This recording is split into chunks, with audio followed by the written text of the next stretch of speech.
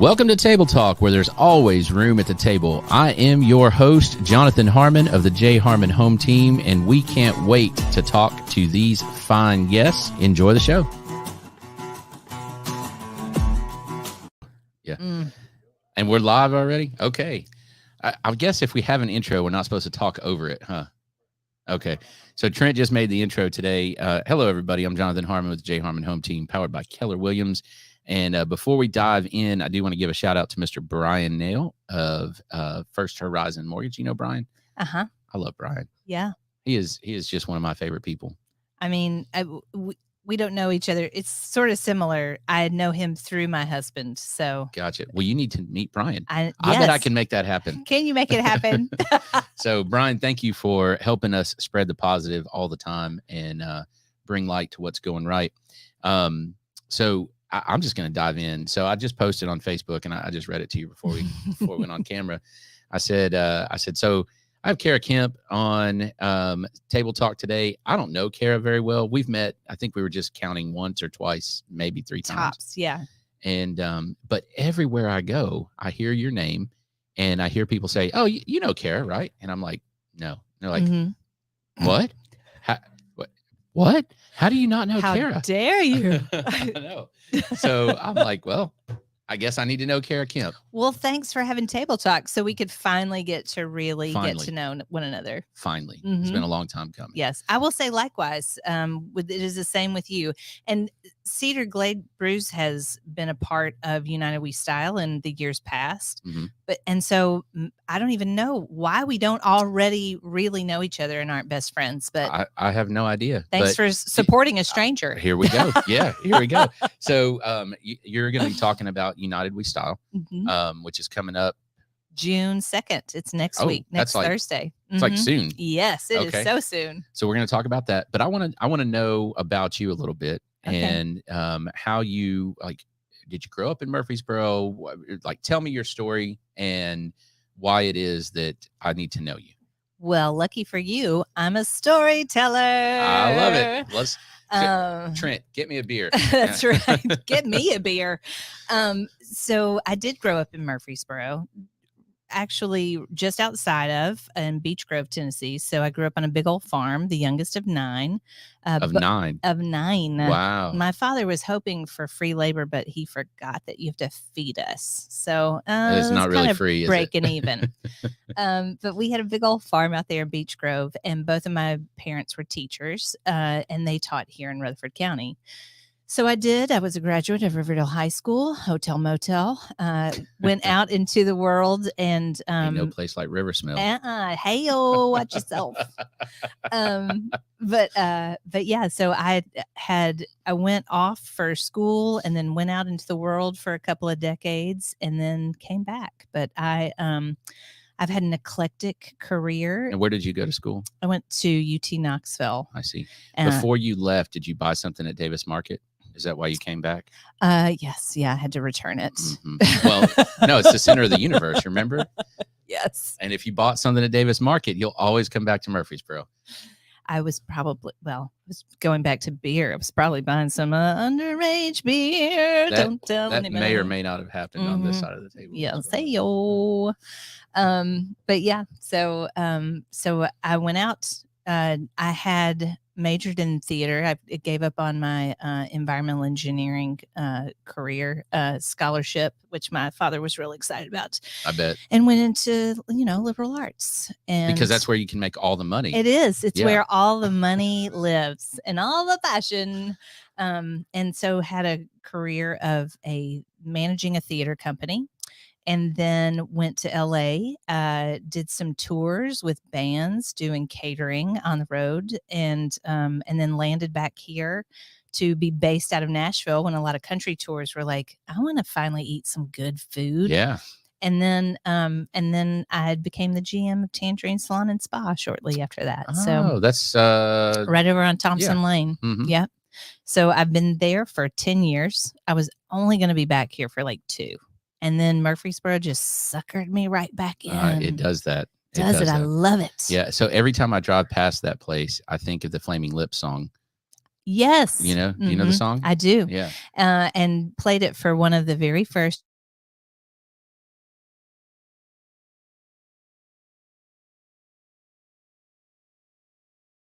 power go? Oh, Oh, hi.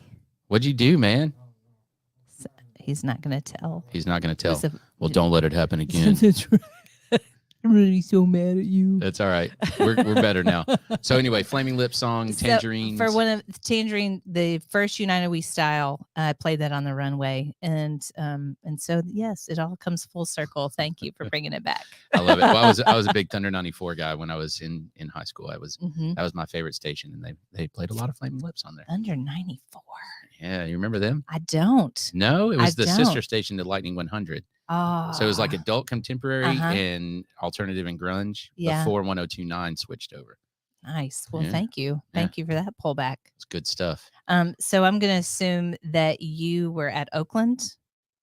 No, I am a Smyrna boy. You are a Smyrna boy. Of course you are. That's why I hate Riverdale so much, because they beat us all the time. No, all the time. We were on quite a roll when I was there. Bless our hearts. Bless our bodies. We got abused, man.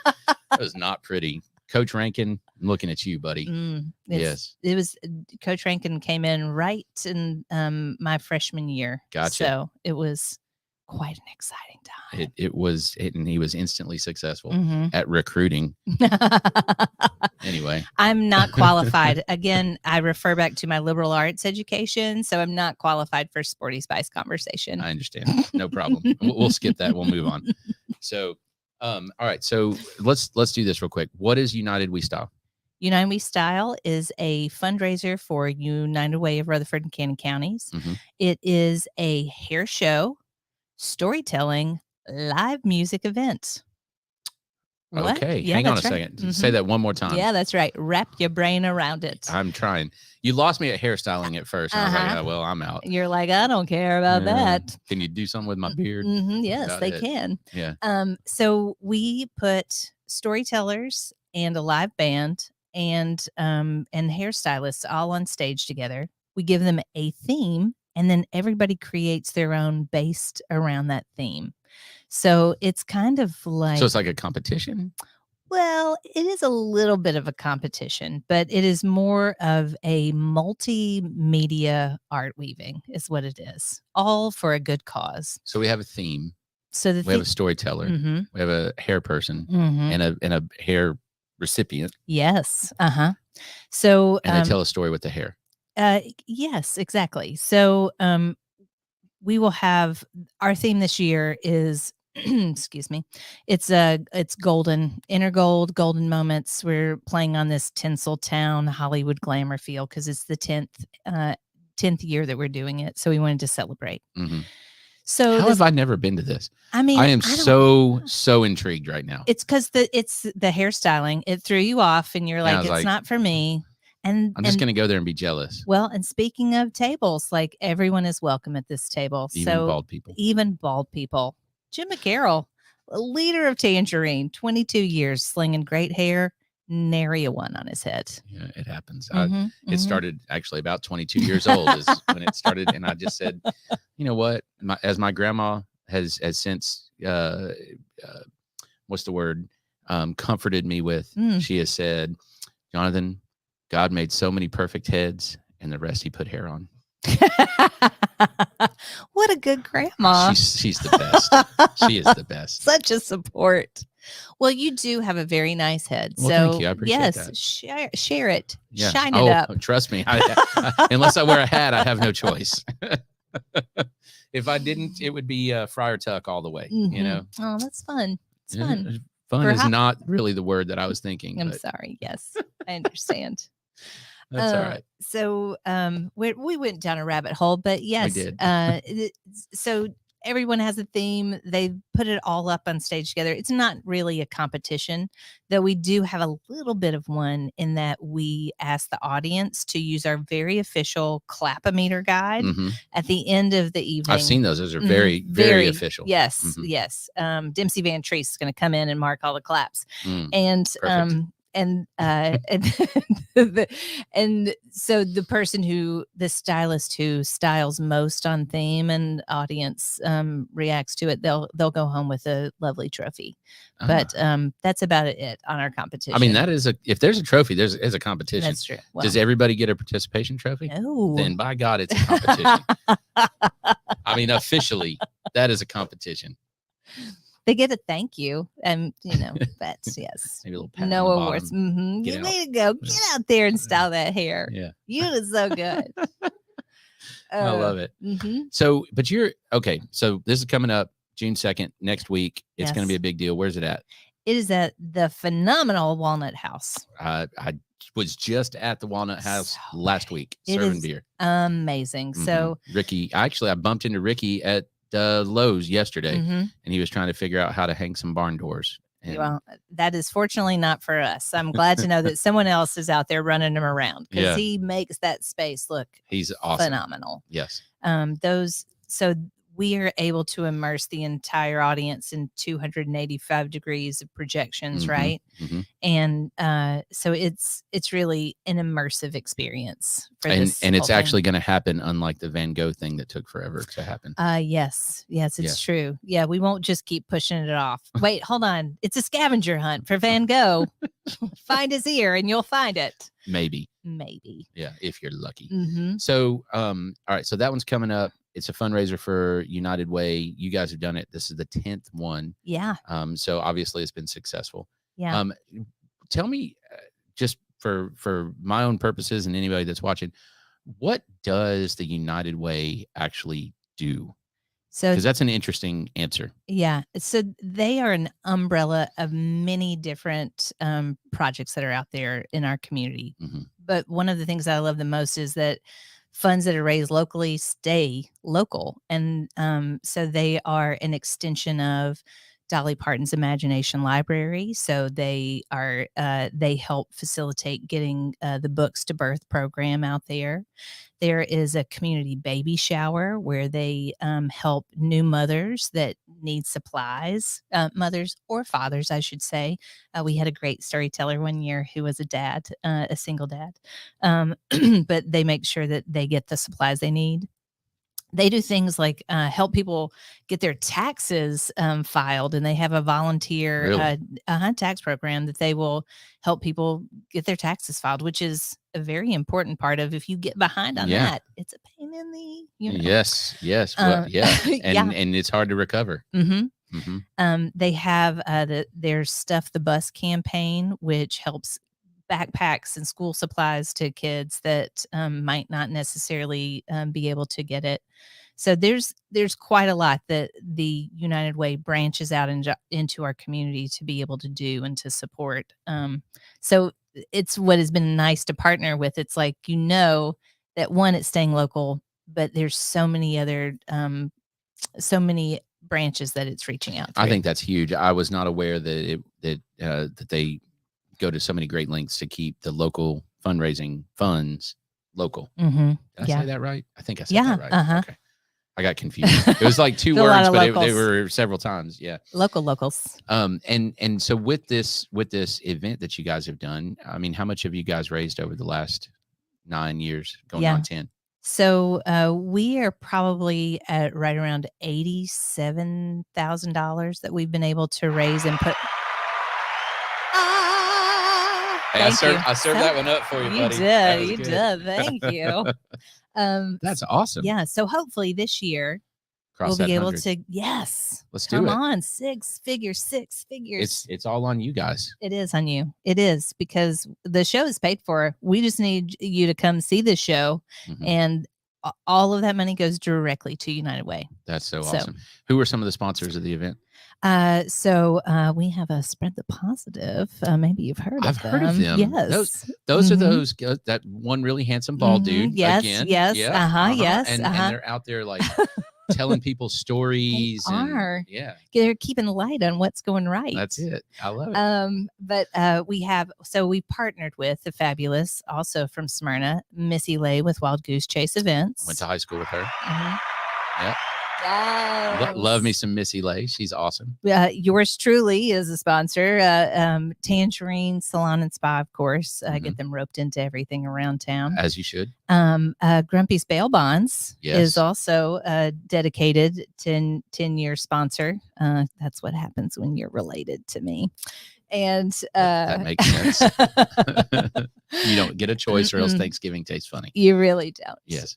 Redstone Federal Credit Union, Dana Womack at State Farm, Fran and Chase Silas, Ronnie and Cynthia Martin. You got an all-star cast there. We really do. And yeah. And the beauty is it's like it has everyone from just individuals to businesses in town, and all of them have their eye on local support. So that's very cool. So what can somebody expect when they show up? Well, this year we're going to be literally rolling out the red carpet. I know. I shouldn't gloat. I shouldn't. I'm sorry. But we'll be rolling out the red carpet with the Hollywood Walk of Fame, and we'll have some look backs to some of our participants in the past. We have Uncle Nearest and some delicious Cedar Glade brews served up with the Alley on Main is dishing out the food. Nice. And we have some poets on hand who will be conversing with people and turning their conversations into live art. Hello. Really? You are welcome. That's right. That's very cool. Corey Wells and her band of poets from Poetry in the Borough are going to be on hand to add a little extra. Do you have paparazzi on the red carpet? Yes. You're Hello. You're going to stick Frank on the carpet? We're going to stick Frank, also known as Trent Ensign, into the red carpet. Outstanding. Yes. Outstanding. So we really do have all of Murfreesboro's favorites on hand for this event. I love it. I love it. All right. So let's talk about some other stuff that you do. Oh, my goodness. Because, I mean, I know it's not just this. It isn't. Because this is great, but just this wouldn't get everybody telling me that I need to meet you. No, you wouldn't create these bags underneath these size. I can relate to that. So what other kind of things are you involved with? So I am a wearer of many hats.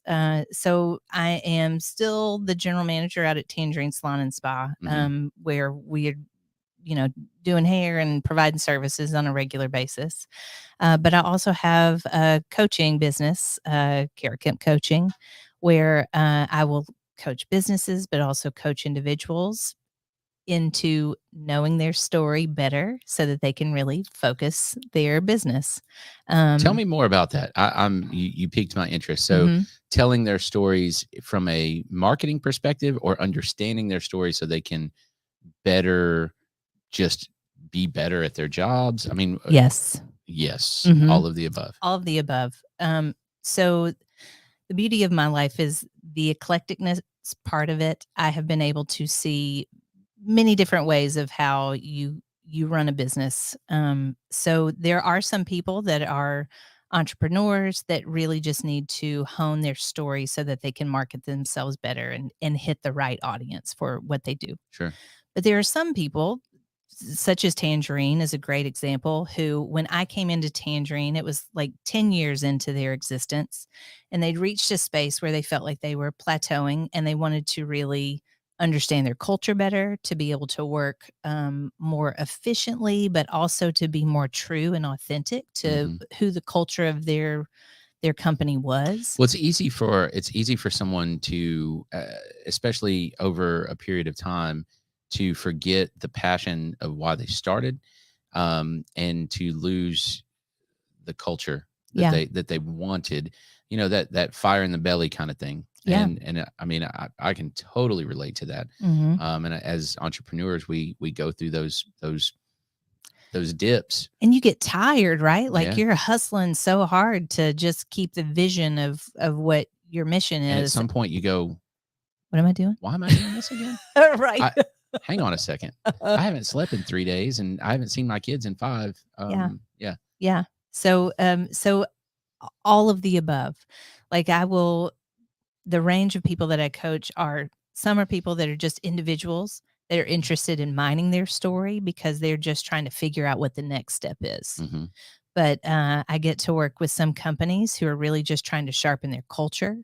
A lot of times, if someone is at a peak of changing, making some kind of transition, they want someone to come in who has fresh eyes and can say, this is what we think we are, but this is what we think our story is, and can you help us put it all together? Yeah, And kind of reconcile that. Mhm. And this is where we started, Mhm. and this is where we think we are. This is where I really wanted to be, Mhm. and somewhere we've deviated. Yeah.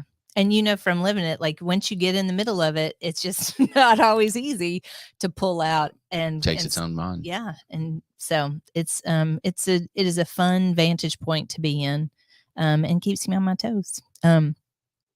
From that and from that story work, I have also developed what I call the Bloom Stage, which is a quarterly similar to United We Style, and it really was birthed out of putting United We Style up as this fundraiser. It was the idea of, okay, well, can you put all of these elements together and make something that's interesting to people? And United We Style really hit on the heart center for people. It was connecting people through story. Mm-hmm.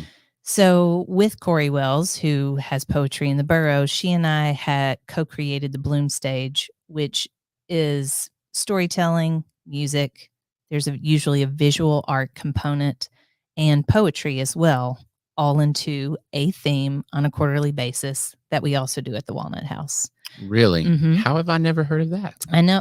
And what is wrong with me? We're finishing up our 4th year. Well, here's what's wrong with you. You are also a man who is busy about town running a couple of businesses, and you don't have the time. Yeah. You ain't got the time. I don't. So let me. You touched on something that really spoke to me, and that is when I was at MTSU, I was in the honors department at that time. It was before the honors college existed there. And every spring semester, they did a poetry slam. Mm-hmm. And they put a big old tent up in Walnut Grove, and everybody got paint stir sticks, and you would either snap or you'd tap them on the back of the chair, and never clap at one of those kind of things. And it just totally ruins the vibe. And they had a guy with a bass, and they had some other musician as well. And it was old school, like beatnik style, beret, sunglasses in the dark. I mean, that's so fun. For hours, Kara. I mean, we're talking like we would sit there. There may or may not have been some little packages of things that people would consume, to keep them there for hours. Hours, like 4, 5, 6 hours. They were wow. They were magical. I mean, magical. Uh-huh. And I've always wanted to recreate that somehow, and I've always wanted to be part of that. And I mean, some of the poetry was the dumbest stuff you've ever heard in your life, but it was awesome, right, in the moment. Yeah. And that is that collective community of being able to like put people in a room together and just listen to each other. Yeah. That's the magic, right? It is. Like just the gift of someone listening to you and turning their attention. Yes. Everybody wants to be heard. It is so true. Yeah. And I mean, some of it was poetic. Some of it was harsh and almost cruel in its own way. Some of it was disjointed, but I mean, isn't that kind of how we live? It's exactly how we live. And when you get that opportunity to, what I love with the arts is that you get an opportunity to see all of those pieces, raw, funny, vulnerable, and but you can use the guise of metaphor or and I'm just kidding, right? Sarcasm, right? But you can see it in a different light and accept it and get a little bit closer to it or get a little bit more curious about it and really learn something. Yeah.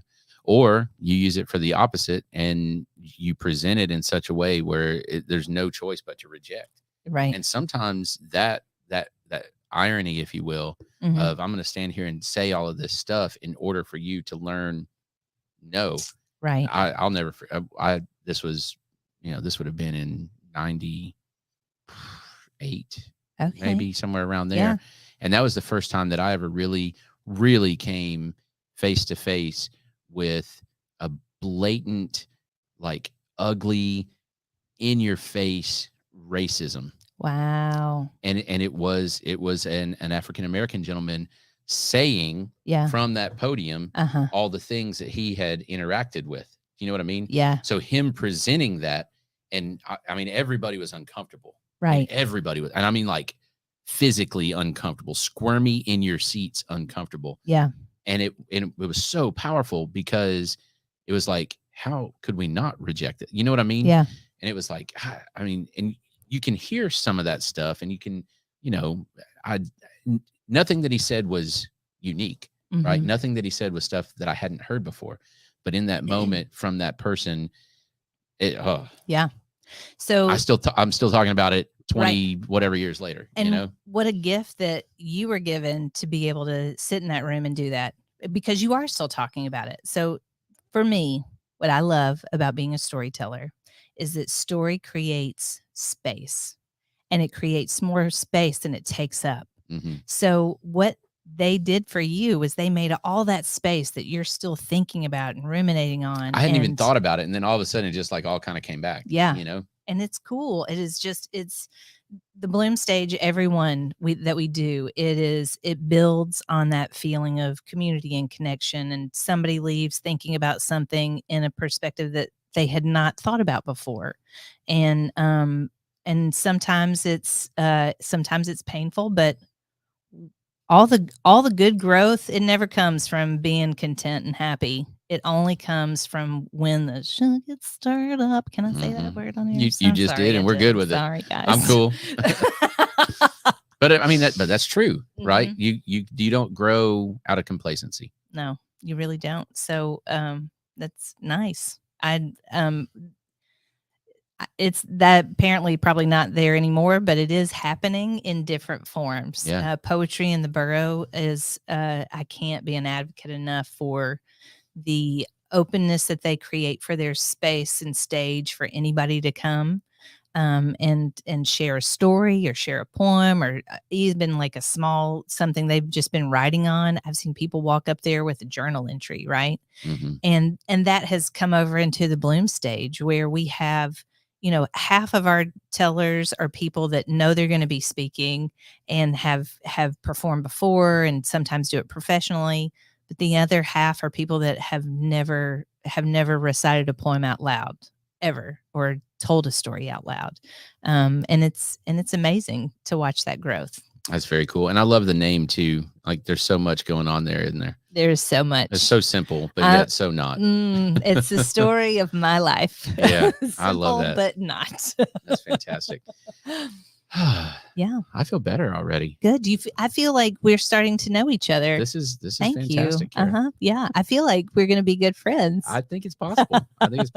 I gotta figure out how to get to some of these events. That's what needs to happen. Well, I mean, it sounds to me as though you could probably tell a story, or maybe even work I'm on a painfully poem. shy though when it comes to that kind of stuff. Yeah. Painfully shy. I don't know, man. I can talk. But then I don't know that I can speak. Mm-hmm. Well, maybe I'll find you a storytelling coach who can help mine that out of you. Maybe. I don't get embarrassed in front of crowds, but I also don't do the whole like opening up, getting vulnerable thing very well. I see. Yeah. I see. Well, that's what metaphor is for. Yes. Yeah, there you go. All right. So what other kind of things? I know you're also involved with the Center for the Arts, right? Well, I've done a few things with Center for the Arts. Mm-hmm. So as a theater major, when I moved back here, I started doing more things with Murfreesboro Little Theater. Mm-hmm. But I'm a supporter of all theater across the board. I saw your name on something though. Yeah. Recently. I mean, I'm always either donating either time or something to like the Backstage Bash and because they just had that recently. Yeah, like last week or this past weekend. And Tangerine is a big supporter too. So between the two of us, we we do a lot of things. Mm-hmm. But yeah, so I do theater when I can. I am in my other life in another space. My husband and I have a home in historic Rugby, Tennessee, which is also a nonprofit, and we spend a lot of time. Wait, the city is a nonprofit, or your house is? The village is a nonprofit because it's not big enough to be a city. Where is that? Well, I'm speechless. You look at us. I know. Hello. So historic Rugby is a small village on the Cumberland Plateau, It sits if you went directly north from in between Cookville and Crossville, about an hour and a half, you would run into Rugby, Tennessee. Okay. There are a total of about 75 people that live there. Half of them live there half of the time, but there is a settlement that was formed in the 1880s by a man named Thomas Hughes, who was one of the precursors to children's literature. He was one of the forefathers of children's literature. And he had wanted to make this settlement in Rugby to be a place for second sons to own land, because second sons in England could only be teachers or be not priests, but preachers. And clergy, thank you. And so he wanted them to be able to have land and have this utopian village. And in 1881, they set out to build this village. And the second sons of England were terrible at farming and doing other things besides playing like croquet and badminton, and it just didn't go over very well. And then there was a plague and whatever, and but there were all of these original structures that survived. There were like 21 original structures, and back in the late 60s, a young man, all of 16, was riding his bicycle through, and he decided, I'm going to save these buildings. It's important to history. And I mean, I don't know what you were doing at 16, but I most definitely was not starting a nonprofit and trying to preserve 21 original historic buildings. No, I wasn't. Unless you call that cruising around with some Pepe Lopez. Yeah, I was going to say, no, we don't want to talk about what I was doing at 16. Yeah. So anyway. Or 17 or 18. Or really 40, whatever. I don't know. So 50 plus years ago, this young man started a nonprofit to preserve the history of these buildings, and it still exists today. That is awesome. So do you buy into the nonprofit? Like, how do you acquire one of the houses? So the houses are themselves. Okay. They're some of the original houses in individual zone, but then there are I want to say there are 8. I can't remember. I'm sorry, but there are a dozen at least of the original buildings that are cared for by the nonprofit. Interesting. So people can donate to this nonprofit. Most of them spend a lot of their time just helping keep them up, or being a part of the docents that lead tours through them, or host events. So do you tour your house? Do you lead tours in your house? Or? Sometimes. My biggest contribution is fun. So I host a big adult summer camp in the middle of summer that brings a lot of new people and fresh perspectives into the summer camp. But it's a perfect, like, it's so quiet and it's so peaceful. So you can just enjoy it in old school summer camp style. Huh. That's fantastic. So what do you guys spend part of your time up there and live there, or do you Airbnb it, or what do you do? Yes and yes. So we get up there about once a month, and the rest of the time we Airbnb our home. And there are some other people that have been like, hey, that's pretty fun. Let's share Rugby. And so there are actually a few people that Airbnb their places now. But there's also lodging in some of the original buildings. There's a Newberry house that had been the boarding house when they were originally building, and you can go there and spend the night. And it is so cool. Trent, did you know anything about Rugby, Tennessee? Just from her. Okay, I was gonna say, he shook his head yes. I was like, you're lying. You're not even from the state. Sounds like there's a road trip in the making. I think so. I think we need to do Spread the Positive from Rugby, Tennessee. Yes. I think that would be fantastic. Look, we can do a bloom stage with Spread the Positive, and we'll get music and we'll get storytellers, and we'll broadcast it, and maybe we could get somebody to donate some beer or something. I don't know. I know a guy that might do that. It could be fun. It could be. It definitely could be. Do they have internet in Rugby? They have high fiber cable, like in the middle of nowhere. This space, like, it has, because of the Obama initiative to bring connection to rural communities. They have better internet than we have here. Yes. I have people that remote from there. Yeah. because it's better. Somehow I'm not surprised at all, actually. That's funny. hmm All right. Well, Kara, what else do we need to know about you? Gosh, I mean, I feel like we spilled most of the beans today. There's A lot of beans whole lot got of beans spilled. in that bag. Yeah, kind of all over the table. It's great. No, you should know that I kid that I was only coming back for a couple of years, but I sure am grateful that I stayed for longer. Sure. It's been a real honor to meet people like you and Trent, Missy, and just a ton of people that are doing such good, cool things out here in the community. Things that are engaging and engage the heart and the head all together. So Yes, well said. All right, so I always close like this. What is something that Murfreesboro doesn't have that it needs?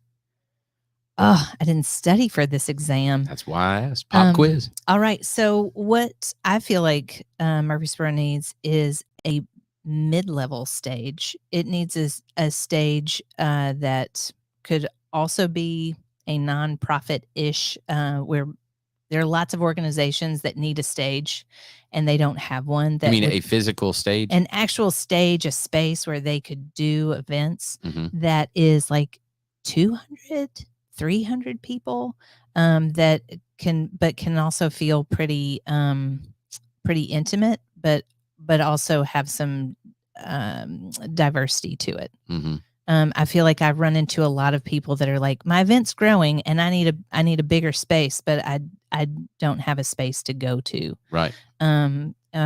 So I feel like it needs a space like that.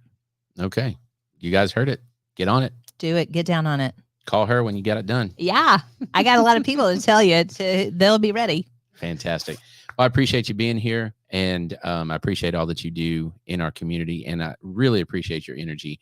I'll be honest, I was a little bit kind of like, today, whatever. It's a Tuesday. You did great. Thank you. So thank you for being on with us. If you guys are looking for anything real estate related, give me a shout. If you're looking for anything mortgage related, give Brian a shout. Rates are going kind of crazy right now. The whole market's kind of going crazy. It's a lot of volatility. It's an interesting time. So don't do it on your own. Give us a call. And I mean, you might listen to us and think we're totally full of garbage, and that's fine if you want to think that. But at least get some advice, right? Yeah. Be like me trying to grow hair. I need to get some advice on doing that. Don't just start buying products. It would be bad. That's right. You'd be a sucker. Yeah, don't be a sucker. Talk to them. Burns and all kinds of stuff on my head. But anyway, so I guess that's it. We got the Nourish Food Bank Luau coming up. If you haven't signed up for that, go do that. That's actually at my house. Oh, nice. So I'm pretty excited about that. I was just talking with LaDonna a few minutes ago. We've got the United We Style. Sorry, I went blank for a second. Coming up even sooner. So very soon. Trent, what else is going on? Anything fun? You got anything for Spread the Positive coming up? Do what? June 21st? Okay, I just didn't hear the date. June 21st, we'll have another Spread the Positive event over in the Cedar Glade Tap Room. Other Cedar Glade stuff, we've got live music tomorrow with Jeff Lecision. Have you ever met Jeff? No. He's so much fun. Okay. He plays the crowd so well, and he's just guy on his guitar. Yep, he's awesome. Okay. He would be a blast. All right. For you. So I'll make that introduction if you like. Do. And then Thursday we got Singo. So food trucks start tomorrow all the way through Saturday. We got some really good ones coming this week. Nice. So, Kara, thank you. Thank you. Thank you. You guys have a good rest of the week. We'll talk to you again real soon.